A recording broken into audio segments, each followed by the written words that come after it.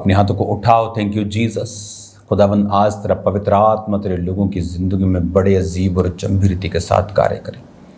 तेरा वचन इन्हें सिखाए और समझाए और सेम न रहने दे। खुदावन आज खुदावन जितने जन आज इस लाइव टीचिंग में, बाइबल टीचिंग में जुड़े, तेरे पवित्र आत्मा के द्वारा छुए जाएं और सेम न रहें। खुदा बाप तो इनकी ज़िंदगी में बड़े अजीब और अचंभी रीति के साथ बड़े कार्य कर। खुदावन ऐसे काम इनकी ज़िंदगी में कर। खुदावन ऐसी टेस्टिमनी इनकी ज़िंदगी में पैदा कर जिसे सुनकर, जिसे देखकर लोग तेरी ओर खींचे आए। खुदावन आज मैं इन्हें आशीषित करता हूँ। खुदावन तेरे वचन को जितने सुने वो बरकत को पाएं। प्रभु यीशु मसीह के पवित्र और सामर्थी नाम में हम मांगते हैं, आमीन आमीन। हालेलुया। Thank you Jesus. स्वागत है खुदावन की प्रेजेंस में। कॉन्ग्रेचुलेशन एक बार फिर से आपको। रोज की रोटी रोज आप सुन रहे हो, रोज अपना आत्मिक खाना जो है वो आप ले रहे हो। संडे और थर्सडे तो आप लेते ही थे, लेकिन रोज आप वचन को सुन रहे हो और रोज मेरे पास इतना समय मैं निकाल पा रहा हूँ कि आप डीप वर्ड जो संडे और थर्सडे जो प्रीचिंग होती है, लेकिन टीचिंग का समय है आज। रोज की रोटी में आप टीचिंग को ले रहे हो, आप उस गहरी स्टडी को ले रहे हो जो आपको परमेश्वर एक खाने के रूप में, एक कहते अभी तक परमेश्वर ने कहा मैं तुम्हें दूध पिलाया, मैंने तुम्हें अन्न नहीं खिलाया। आप अब अन्न को खा रहे हो, आप एक हैवी मील को खा रहे हो, अब साबुत अनाजों को खा रहे हो, आप मीट को खा रहे हो, अगर आप वेज हो तो पनीर को खा रहे हो। हालेलुया। तो ये वचन आपको सेम नहीं रहने देगा। अभी हमने मत्ती की वंशावली पढ़ी जो 1 से लेकर 17 आयत तक थी। उसमें हमने पढ़ा कि क्यों इसहाक से याकूब क्यों हुआ, एसाव क्यों नहीं हुआ। उसमें मैंने आपको अलग अलग कुछ उदाहरण आपको दिए कि क्यों मनुष्य से जो गड़बड़ें हुई, हिजकिय्याह जो पैदा हुआ था, क्यों बंदी बना लिए गए इजरायली, मैंने फिर आपको वो बताया। यहूदा 3 आयत में लिखा वंशावली में, 1 मत्ती 1 की 3, यहूदा और तमार से फिरिस और जोहरा उत्पन्न हुए। तमार उसकी बहू थी, तमार उसकी पत्नी नहीं थी। लेकिन उसकी पत्नी कैसे बनी? क्योंकि उसके बड़े भाई ने उसका बड़ा बेटा मर गया, छोटा मर गया। लास्ट बेटे से वो शादी नहीं करना चाहता था उसकी, क्योंकि उसे लगता था ये भी मर जाएगा। तो बाद में ऐसी घटनाएं उसके साथ हुई कि उसको अपनी पत्नी उसे मानना पड़ा, और उससे फिर बाइबल कहती है फिरिस और जोहरा उत्पन्न हुए। क्यों वो उसकी पत्नी हुई? बच्चों की परवरिश गलत हुई, यहोवा के लेखे में दुष्ट थे तो मारे गए। दुष्ट क्यों थे? क्योंकि मां परमेश्वर में नहीं थी। मां प्रभु में क्यों नहीं थी? क्योंकि यहूदा अपने देश को छोड़ के कहीं और चला गया था। वो छोड़ के क्यों गया? क्योंकि अपने भाई को बेच दिया था। भाई क्यों बेचा? क्योंकि उससे जेलसी करते थे। Jealousy is the one of the biggest sin. Jealousy करना एक बड़ा पाप है। शैतान जेलसी से मरा, परमेश्वर से जेलसी करने लग गया। जिसने उसे बनाया उसी के खिलाफ चला गया। और आज भी आप देखते हो, जिस व्यक्ति को आपने ब्लेस किया वही आपके खिलाफ हो गया, तो आप समझ लो उसके पीछे शैतान है।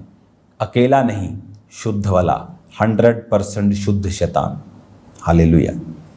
दुकानों पे लिखा होता ना 100% शुद्ध देसी घी। तो अगर कोई विरोधी हो जाए आपके भले करने के बावजूद, चाहे बाद में माफिया मांग ले, 6 महीने बाद वापस आने की ट्राई करे, वो अलग चीज़ है, लेकिन आप ये समझ लेना कि उसके पीछे शुद्ध वाला शैतान है, प्योर डीमन है उसके पीछे। हालेलुया। अब जब हमने सुना कि यहूदा और तमार से फिरिस और जोरह और फिरिस को परमेश्वर ने अपनी ब्लड लाइन में लिया, क्योंकि एक गलती की उसकी सजा मिली, वो अलग हुआ। फिर क्योंकि जब आदमी एक गलती करके परमेश्वर के भवन से निकलता है, फिर वो गलतियों पे गलतियां करता है।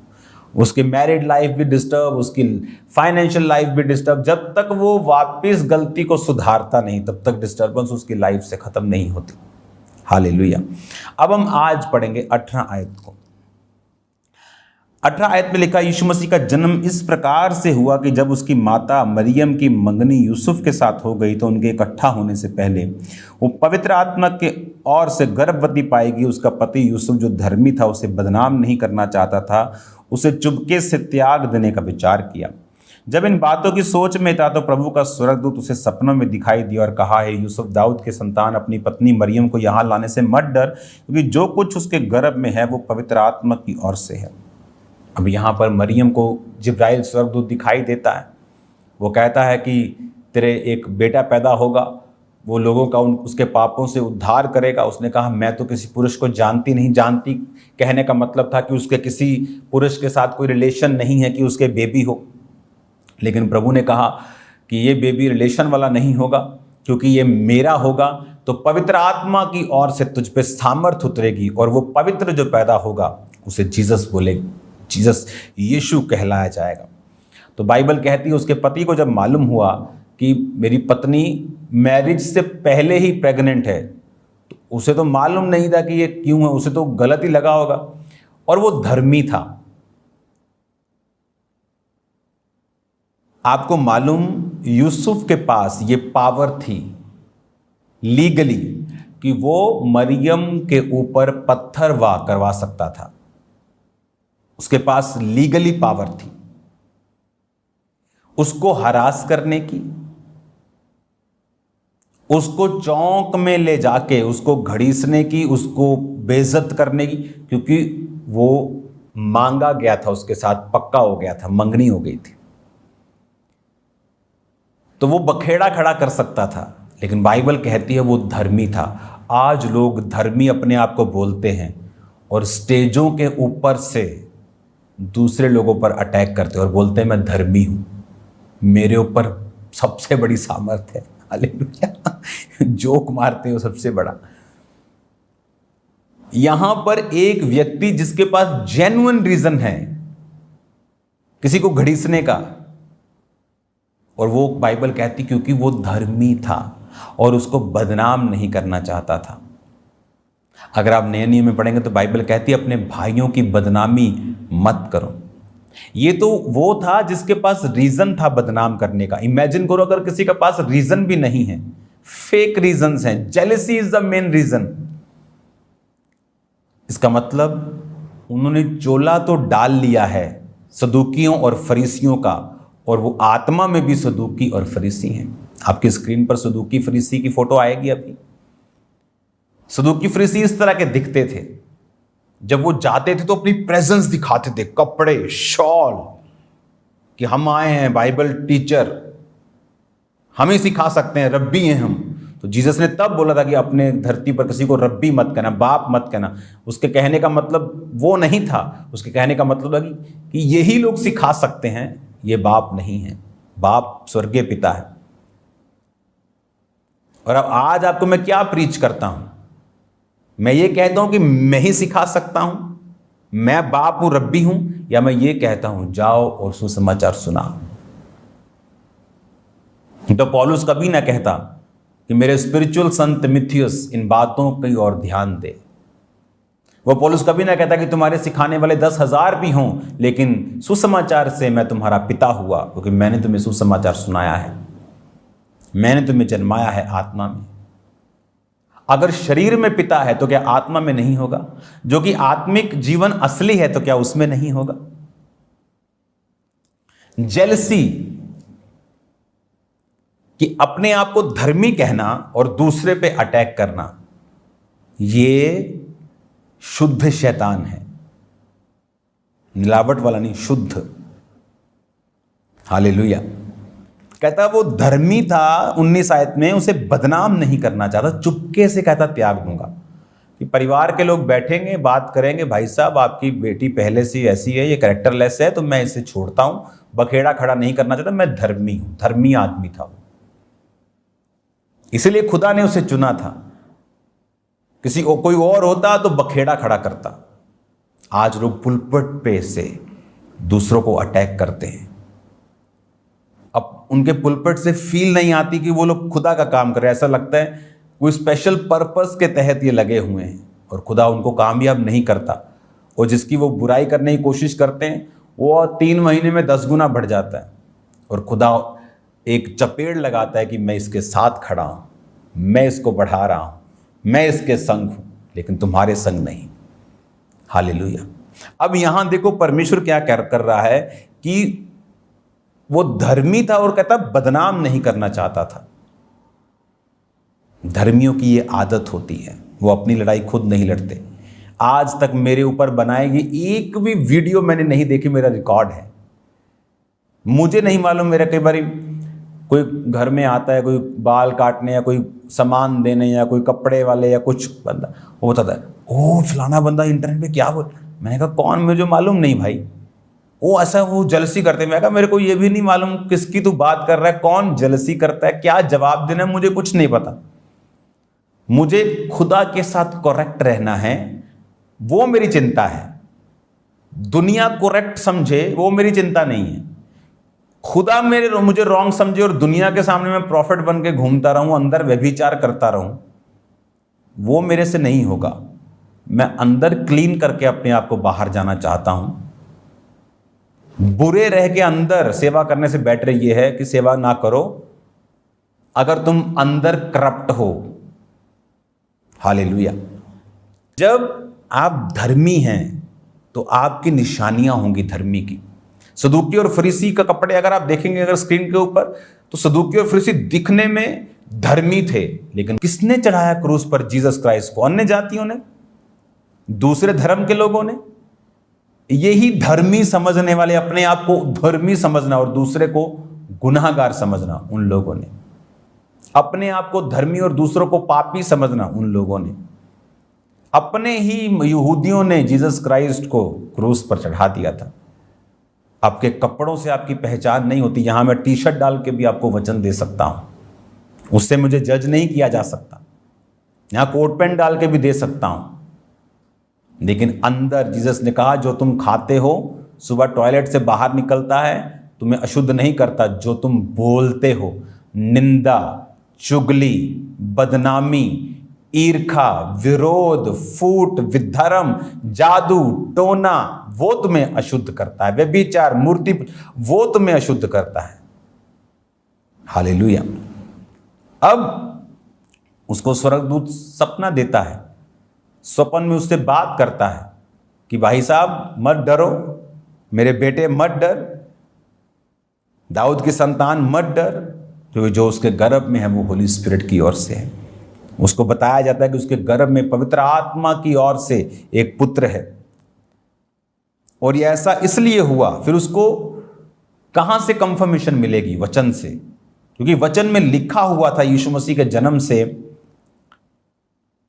700 वर्ष पहले यह रिटन था कि एक कुंवारी गर्भवती होगी। तो लोगों को लगा कि शायद कुंवारी मतलब कि ऐसी लड़की जो कुंवारी हो, उसकी शादी होगी, क्योंकि वचन सबके समझ में इतनी जल्दी नहीं आता था, जो खासकर डीप प्रोफेटिक वर्ड्स होते थे। जैसे जीसस ने कहा मेरे लिए मत रो, अपने और अपने पुत्रों के लिए रोवो। क्यों? क्योंकि कुछ ही दशकों बाद ये सब कुछ ढा दिया जाएगा, वेस्ट कर दिया जाएगा। हालेलुया। अब कहता 22 आयत में ऐसा इसलिए हुआ कि प्रभु के भविष्यद्वक्ता के द्वारा कहा गया था कि वह पूरा हो। देखो एक कुंवारी गर्भवती होगी और एक पुत्र जनेगी, उसका नाम इम्मैनुअल रखा जाएगा, जिसका अर्थ है परमेश्वर हमारे साथ। तो अब जो कंफर्मेशन थी बाय द होली स्पिरिट और by the messenger, by the angel and with the word of God, तो वर्ड ऑफ गॉड से भी उसको कंफर्मेशन थी कि हां ये शाया में लिखा है कि कुंवारी गर्भवती होगी। उसको फिर समझ आया, ओके कुंवारी मतलब कुंवारी गर्भवती होगी, कि वो शादी नहीं करवाएगी लेकिन कुंवारी ही गर्भवती होगी, क्योंकि खुदा की ओर से वो गर्भ को धारण करेगी और पुत्र जनेगी, उसका नाम इम्मैनुअल रखा जाएगा। यानी वो परमेश्वर ही होगा जो पैदा होगा इंसानी जामे में, इंसानी रूप में। उसका नाम इसलिए इम्मैनुअल रखा जाएगा कि परमेश्वर हमारे संग, उसका नबी हमारे संग नहीं। लोग बोलते हैं Jesus is the profit, he is the messenger, वो नबी था, खुदा नहीं था। नो, वो नबी, एक नबी का ऑफिस छोटी सी चीज थी खुदावंद यीशु मसीह के लिए। वो खुदा था, वो परमेश्वर था। आपने इंटरनेट पे देखा होगा, लोग बोलते ओके, एक बंदे को मैंने देखा इंटरनेट के ऊपर, आप इसकी रील बनाना जरूर, जो जितने यूट्यूबर्स देख रहे हैं मुझको, ढूंढना वो कहाँ पे उसने बोला। उसने कहा ओके, वो एक व्यक्ति क्रिश्चियन से बहस कर रहा है, okay do you believe Jesus is the real God, कि जीसस असली खुदा है। कहता हाँ। कि जीसस को सब मालूम है। क्रिश्चियन कहता हाँ। तो वो पद निकाल लेता है, वो अध्याय निकाल लेता है और बोलता है अगर जीसस को सब मालूम है तो उसने ये क्यों कहा कि मुझे भी नहीं मालूम कि मैं कब आऊंगा धरती पर तुम्हें लेने के लिए वापस, पिता को मालूम है। उसने कहा फिर जीसस अगर खुद है तो उसे मालूम क्यों नहीं है? आपको मालूम, जीसस ने बार बार बाइबल में लिखा है कि ऐसा इसलिए है। जीसस ने कहा पिता ने न्याय करने का सारा अधिकार मुझे दे दिया है। पिता न्याय नहीं करता, तो पिता न्याय नहीं करता, क्या उसको पिता नहीं बोलेंगे? पिता न्याय नहीं करता, लेकिन न्याय करने का अधिकार मुझे दे दे, ताकि सब लोग जैसे पिता का आदर करते हैं पुत्र का भी आदर करें। और पुत्र जो अपने आने का समय नहीं जानता, सिर्फ पिता जानता है, ताकि जब एंड में वो सब कुछ जीत कर पिता के हाथ में अपने आप को भी सौंप देगा, ताकि सब लोग पिता का आदर करें जिस तरह वो पुत्र का भी आदर करते हैं। आप समझ रहे मेरी बात को? कि जीसस ने कहा वो पिता ने अपने अधिकार में रखा है, न्याय करने का काम मुझे दिया है। तो अगर जीसस गॉड नहीं है, वो न्याय नहीं करता। अगर वो नबी है तो वो सिर्फ न्याय नहीं करता, लेकिन उसे न्याय करने का अधिकार है। 12 गोत्र सब लोगों का न्याय जीसस ने करना है, खुदा ने नहीं करना। क्यों? परमेश्वर ने कहा ताकि जिस तरह वो बाप का आदर करते हैं पुत्र का भी आदर करें, एक बैलेंस करने के लिए सिचुएशन को, क्योंकि वो बैलेंस करने वाला खुदा है। लिया अप्रिय हुई, 6 बालक दिए। राहेल प्रिय थी, बांझ थी, बाद में 2 हुए। कौन? यूसुफ, बिन्यामीन। अब आपको समझ आ रही है मैं क्या आपको बोल रहा हूं कि इससे ऐसे क्यों? ताकि बैलेंस। जीसस ने पिता को सब कुछ सौंप दिया और पिता ने जीसस के हाथ में सब कुछ सौंप दिया। सूर्य उसकी रोशनी है, उसकी गर्मी है, लेकिन क्या हम उसको अलग अलग बोलते हैं? सूर्य की रोशनी अलग है, उसकी गर्मी अलग है, उसका ठोस जो है कोर अलग है। नो, सूर्य, बाप, बेटा, पवित्र आत्मा एक ही है। बाप, जैसे बोलते हैं कि मर्द की जुबान एक होती ना, तो बाप की जुबान एक ही है जिसने दे धारा और वो धरती पे आया।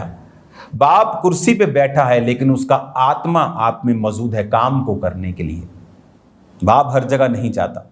न्याय करने का काम उसने अपने बेटे को दे दिया है, क्योंकि वो तीनों एक ही हैं, काम अलग अलग लेकिन वो एक ही हैं। हालेलुया। अब जब उसको बोला गया कि उसका नाम इमैनुअल रखे, अगर वो नबी होता तो उसका नाम इमैनुअल नहीं होता। मोस्टली लोग क्या करते हैं, जब वो क्रिश्चियन से बहस करते हैं, बाइबल का एक अध्याय उठा लेते हैं अनपढ़ों की तरह और उसको कोट करते रहते हैं। ना उसके आगे पढ़ते हैं, ना उसके पीछे पढ़ते हैं, ना उसको सही रीति के साथ उसको बाय स्पिरिट जांचते हैं। जस्ट एक वचन पढ़ के उस पर बहस करने के लिए आ जाते हैं। हालेलुया। तो जब परमेश्वर ने कहा उसका नाम इमैनुअल रखा जाएगा, मतलब खुदा हमारे संग, नबी हमारे संग नहीं। वो नबी भी था, वो हीलर भी था, वो चंगा करने वाला भी था, वो टीचर भी था, वो इवेंजलिस्ट भी था, वो प्रीचर भी था, वो प्रेरित भी था। हालेलुया। तो उसका नाम इमैनुअल यानी प्रभु हमारे संग, परमेश्वर हमारे संग, कि वो खुदा जो था वो हमारे संग आएगा और वो हमारे संग रहेगा। हालेलुया। कि आज उसने कहा कि उसका नाम तू यीशु रखना, क्योंकि वह अपने लोगों का उनके पापों से उद्धार करेगा। लोगों का उद्धार करेगा पापों से। पापों को मिटाएगा। कौन मिटा सकता है? कि नबी पाप मिटा सकता है क्या? नहीं मिटा सकता। पाप मिटा सकता है तो परमेश्वर। तो जीसस ने कभी ये कहा, ऐसे भी कहा कि मैं तेरे पाप माफ करता हूं, जा तेरे पाप माफ हुए। नबी पाप माफ नहीं कर सकता, खुदा कर सकता है। इसलिए तो वो सदूकी फरीसी जो कपड़े डाल के रहते थे बोलते थे कि ये कैसे बोल सकता है, ये कौन है, खुदा है क्या?